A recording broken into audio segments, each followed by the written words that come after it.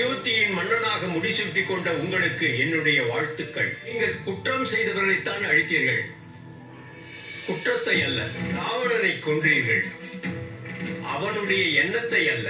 அது மீண்டும் மீண்டும் அதன் உருவை மாற்றிக்கொண்டு பெரும் தாக்குதலை உருவாக்கும். நான் உன்னை தாக்குவேன், நீயும் என்னை தாக்க வருவாய். எனது எதிரிகள் அணு அணுவாக சித்திரவதையை அனுபவித்து குருதியை செலுத்துவார்கள். நான் சொல்ல வருவது, நாம் ஒருவரை தாக்கினால் நம் எதிரி நம்மை தாக்க வெறி கொண்டு வருவான். இதுவே ஒரு குழந்தை தாக்கினால் வலியை வெளியே காட்டிக்கொள்ள முடியாது.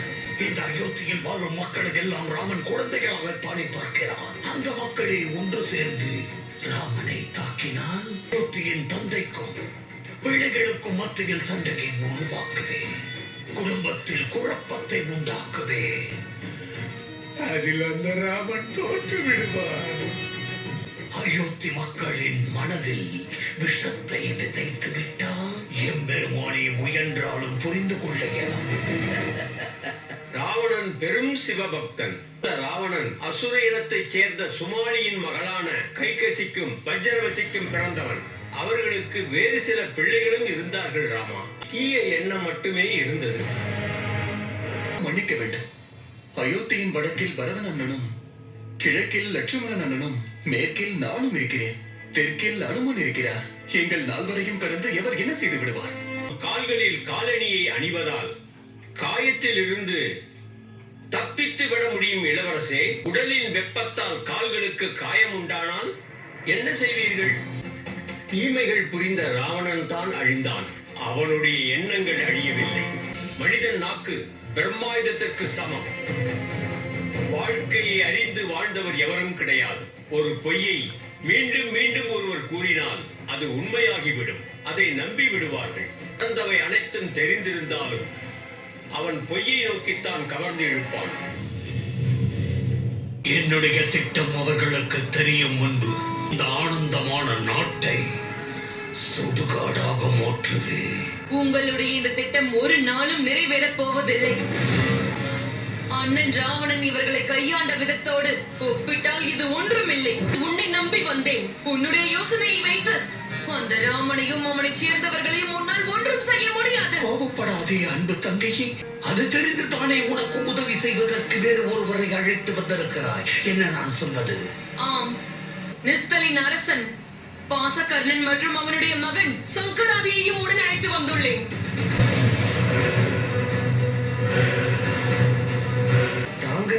அதை பிறகு கூறுகிறேன். உங்கள் மன்னன் நேரில் இருக்கும் வரையில் அவரை எவராலும் எதுவும் செய்ய முடியாது. நான் கூறுவது அனைத்தும் உண்மைதானே? ஆம். ஆனால் ஒன்றை நினைவில் வைத்துக் கொள்ளுங்கள். அந்த ராமனை வெல்வது இந்த 1000 முக ராவணனால் தான் முடியும். நம்முடைய திட்டத்தை செயல்படுத்துங்கள். சோர்பனகை, எது நிழல் எது நிஜம் என்று உன்னை போன்றவர்களுக்கு தெரிவதே இல்லை. இப்படி உளறிக்கொண்டே இருங்கள்.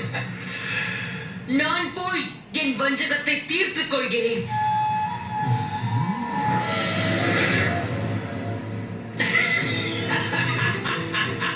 அண்ணனின் ஆட்சிக்கு எந்த தீங்கும் ஏற்படாது. நீங்கள் கூறியதில் எனக்கு எந்த சந்தேகமும் இல்லை. ராமன் அவர் நாட்டை சந்தோஷமாக வைத்துக் கொள்வார். பொய்யும் புரட்டும் சந்தேகமும் பரவுவதற்கு நேரமே ஆகாது. சந்தேகம் 1000 ராவணனுக்கு ஈடாகும். எதையும் மறைக்காமல் கூறுங்கள்.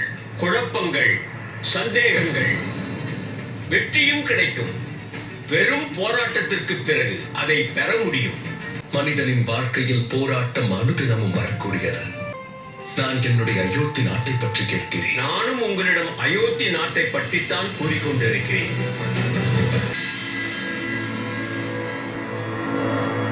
நம்முடைய மன்னர் ராமர் வானர சேனைகளின் துணையை கொண்டு இலங்கை வரையில் பாலத்தை கட்டினாராம்.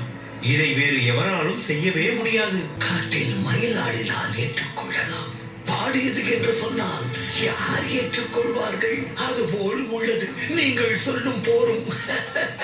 நீங்கள் தவறாக புரிந்து கொண்டீர்கள். போர் நடந்திருக்கலாம், ஆனால் இவர்கள் கூறுவது போல் நடந்திருக்காதல்லவா? நீங்கள் எல்லோரும் ஒரு விஷயத்தை யோசியுங்கள். ராவணன் அவ்வளவு பலசாலி என்றால், 7-14 உலகையும் ஆண்டவன் என்றால், அவன் இவர்களை கடலில் பாலத்தை கட்டவிட்டிருப்பானா? அப்படி என்றால் எங்கள் ராமன் போய் சொல்கிறாரா? நான் அவர் போய் சொன்னார் என்றா கூறினேன். நீங்கள் கூறுவது போல் ராமன் இலங்கைக்கு சென்றிருப்பார், ராவணனை போருக்கு அழைத்திருப்பார், அம்பாள் அவனை கொன்று வீழ்த்தி இருக்கலாம், அவ்வளவுதான். ஒருவேளை நாங்கள் கேள்விப்பட்டதெல்லாம் வானரங்கள் கூறிய கட்டுக்கதையாக இருக்குமோ? அந்த வானரர்கள் தான் உருவாக்கி இருக்க வேண்டும். வானரர்கள் ராமனின் புகழை பாடியிருக்கலாம். விதைக்க வேண்டியதை விதைத்து வாழ்க அசுரர் குலம்.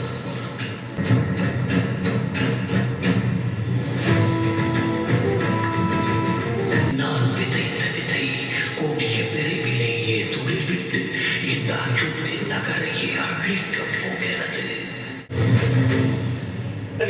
நாம் தவறான யுத்த கதையை கூறுகிறோமா, பொய் கூறுகிறோமா? நீங்களே கூறுங்கள். பிரபு ராமரின் வீரத்தை பற்றி பொய்யான கதைகளை நாங்கள் ஏன் கூறப் போகிறோம்? அப்படி என்றால் அநீதி இங்கும் அடியெடுத்து வைத்திருக்கிறது என்ற அர்த்தம். நான் அவனை கண்டுபிடித்தே ஆக வேண்டும். உன்னுடைய சிற்றறிவுக்கு தெரிந்திருக்கும். எந்த வசதியும் இல்லாமல் கடலில் பாலம் அமைத்தார்களாம். யோசிக்க வேண்டிய விஷயம். இதை கூட நான் ஏற்றுக்கொள்வேன். இலங்கையை எரித்ததாக சொன்ன பொய் கூறுவதற்கும் அளவு வேண்டுமே.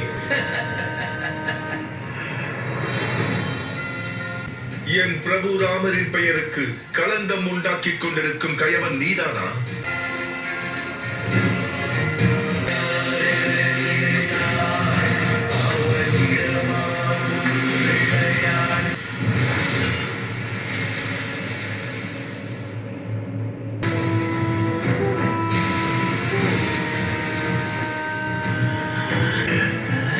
காப்பாற்றுங்கள், இந்த வானரம் என்னை கொல்ல வருகிறது, யாராவது காப்பாற்றுங்களேன்.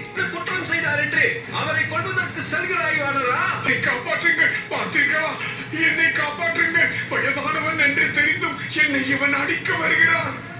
என் பிரபுவின் பெயருக்கு களங்கம் ஏற்படுத்தி இருக்கிறாய். என்னை பார்த்து எங்கு தப்பித்து ஓடுகிறாய்?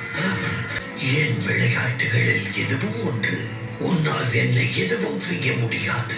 நீ எவ்வளவு முறை என் தலையை உடலை விட்டு நீக்கினாலும் சரி, அடுத்த நொடியே என் தலை வந்துவிடும். இங்க பாருங்கள் ஐயா, ஒரு வயதானவனை இந்த வானரன் எப்படி அடிக்கிறார் என்று. இந்த பலமற்ற கிழவன் மீது இந்த வானரனுக்கு கருணையே வரவில்லையே. இது கருணை காட்டு வானரா. என்ன அநியாயம் இது? அயோத்திக்கு விருந்தாளியாக வந்து அயோத்தி மக்களையே இப்படி தாக்குவது மன்னிக்க முடியாத தவறு. இந்த வானரத்தை அரண்மனைக்கு அழைத்து செல்லுங்கள், மன்னரே நீதி வழங்கட்டும். இங்கு எழுந்துள்ள குழப்பத்தை பிரபுதான் தீர்த்து வைக்க வேண்டும். உங்கள் விருப்பப்படியே நடக்கட்டும்.